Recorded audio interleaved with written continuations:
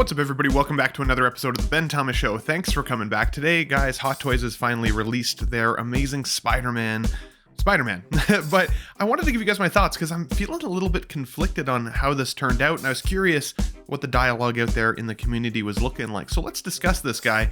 If you like the video, though, hit the like button, smash the subscribe if you're new to the Ben Thomas Show, and of course, let's get into it. I give you Ben Thomas Showtime. Here we go.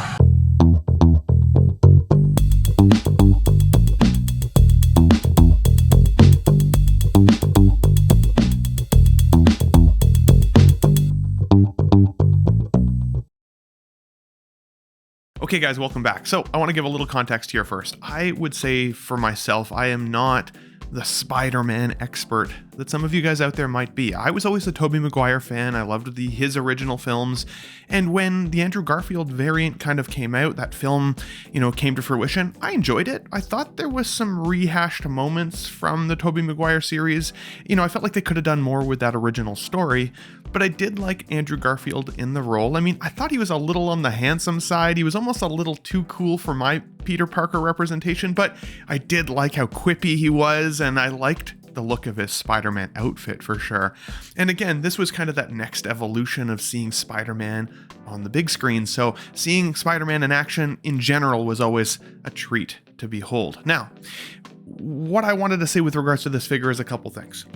I do think lighting and photography definitely plays a huge impact in our ability to see likeness, especially in these 1/6 scale characters. I mean, we've seen it over and over and over again, that the blogger photos don't necessarily do a figure justice, and then we get it in hand and we're like, damn, that actually looks really good. Now, I will say the original pre-release blogger photos for this character and figure didn't necessarily do it for me. I wasn't seeing the likeness to Andrew Garfield enough. Now, I will also say that this isn't the first time we've seen Andrew Garfield's likeness in figure format. So, the original wasn't any slouch by any stretch. I mean, I could see him in that one as well, but I did think that there was room for improvement, and I felt like with this figure, Hot Toys was definitely moving in the right direction at the very least. And let's be honest, all of the blogger photos from this release today are really good, in my opinion. At least all the action shots, the different poses, the photographer here went freaking hard, and I appreciate it. Honestly, it really does sell it to me for sure. But there's a couple of angles in which I definitely see the Andrew Garfield likeness, like this. I see him there for sure, especially with the kind of the coiffed hair, the face profile, the slenderness of it, the forehead.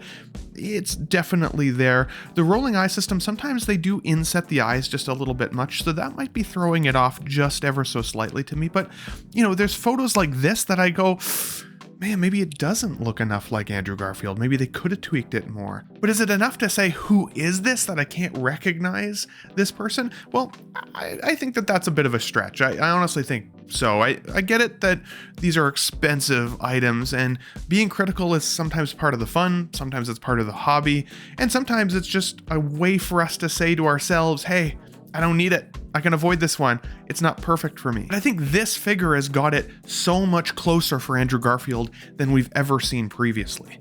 Now, again, the likeness to me, I think it has to do with some of the angles, the lighting. I think once in hand, this is going to be by far the best representation, at least in terms of likeness, to Andrew Garfield that we've gotten, period. I honestly feel that way, truly.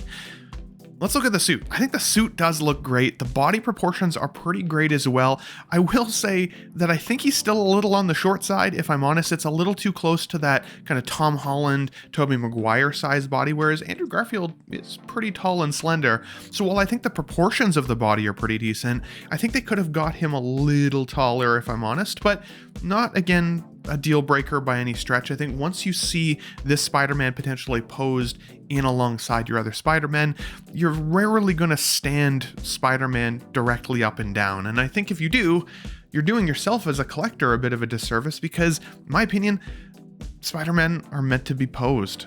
And let's look at the posing here, because in some of these blogger photos from this release today, they go, again, real hard on these pictures, but I love seeing how posable this guy actually is. Now, you do get some bunching in the outfit and all of that, which is unavoidable at this scale, and to be honest, unavoidable in real life too, right? If you watch the films, unless it's a CGI part, there's still bunching in the outfit. So to me, that still brings some realism there.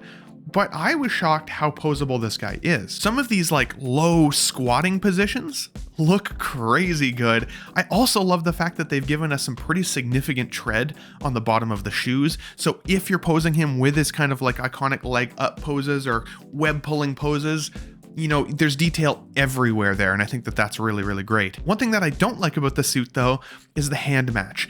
It's suffering from that kind of oven mitt look again, in my opinion, where the hands look out of proportion to the suit. Now, again, I think you can pose that away to a certain extent, but even the texture there doesn't match very well. So to me, that's a little bit of an ugly stain on this figure.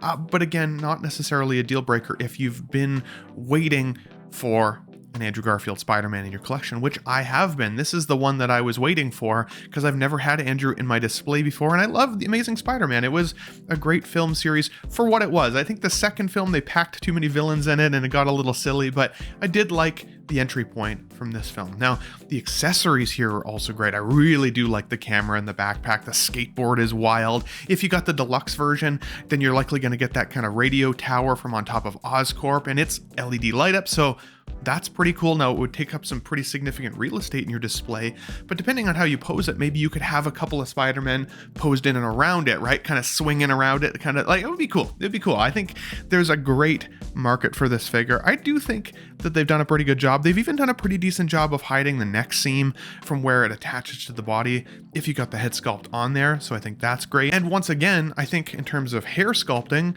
like we've said with some of these other figures recently, Hot Toys continues to dial it up in terms of how good the sculpted hair actually looks. And I was curious how they were going to do this because, again, with how kind of big and coiffed out his hair was in that movie, it was always messy, right? Especially every time you take the mask off. You know, I think they've done a really good job there. I like seeing the different color variations and, again, some of the sculpting in that hairpiece. I think he does look a little on the old side, especially in some of these photos. They've really dialed up skin texture recently, and I think that sometimes is doing their figures a little bit of a disservice. You can even see like a lot of dimpling on the neck. And again, at a distance, I think it brings some realism.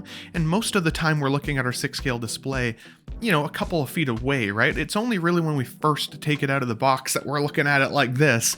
Once it's in the display, I think it actually helps for realism, but up close, I actually think that it ages the character likeness a little bit, whereas in that Amazing Spider-Man film, he was still pretty youthful. He's not quite the aged man that he is now, right? I think he's in his 40s or something. He's still a good-looking dude, but like, he's changed. He's aged, right? And I think this is somewhere kind of in between. He's not quite as young as he should look, but it's not as old as he is now. I think this is still a decent representation of that first film. So I'd be curious from what you guys are feeling now, right? Now that you've seen this, the release photos, is this one that you're going to jump on now that you've been maybe waiting to put this in the basket? I don't even know, is this on waitlist or not? I apologize, hadn't had a chance to look yet, but of course there's always ways that you can hunt this down if this is something you want. What is your Spider-Man display looking like lately? And who is your favorite Spider-Man? Put that in the comments down below. Are you a Tobey Maguire guy like me? An Andrew Garfield guy? Maybe you're a Tom Holland guy. I would love to know. Because honestly, we have so much opportunity to buy cool Spider-Mans in our displays.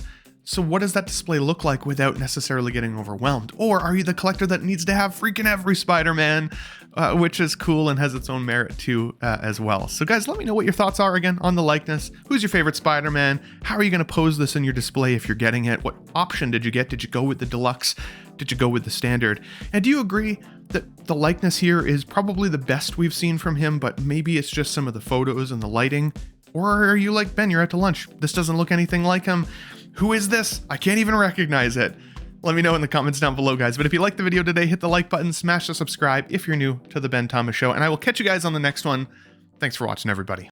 Wow, what a great audience. Be sure to subscribe to my channel if you haven't already, because subscribing makes you feel good. Where shall I go? What shall I do? Frankly, my dear, I don't give a damn. It's gone. It's all gone.